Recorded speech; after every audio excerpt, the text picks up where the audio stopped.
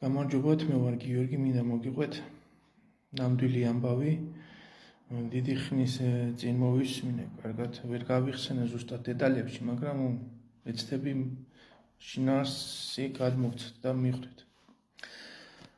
სოფელში ცხოვრობს ორი მეზობელი, ერთს აქვს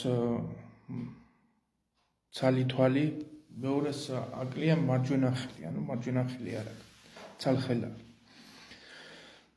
ესენი ერთმანეთს ენდურიან თუ ნაჩხუბრები არიან, რაღაც გაბუტულები, ერთმანეთს არ ელაპარაკებიან, რაღაც აწყენები არიან და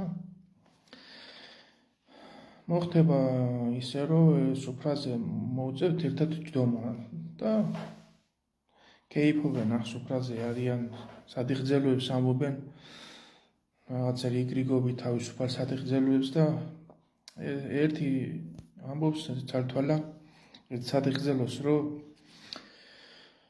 მოდი ახლა ამ ჯიგით დავლოცოთო ჩვენი მარჯვენიო, ჩვენი მარჯვენით რაც გავაკეთოთო, დავლოცოთო, დიდხანს ვიყოთო, გვეშრომოსო, ჩვენი მარჯვენის ჯამთელად ვიყოთო და რაღაც სადიღძელოს ამბობს ამ მარჯვენა ხელზე და ის მარჯვენა ხელი, რომელსაც აკლია, ის ცოტა ნაწყენია გაბრაზებული და თუმად არის თავისთვის იგი.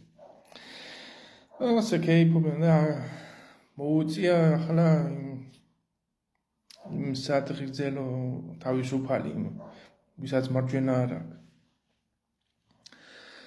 და ის ამბობს ესეც სადღეგრძელოს, რომ მოდი ყველა იმ ხალხს გავუმარჯვესო, ვინც კაი თვალით გვიყურებსო, ჩვენზე კაი თქვასო.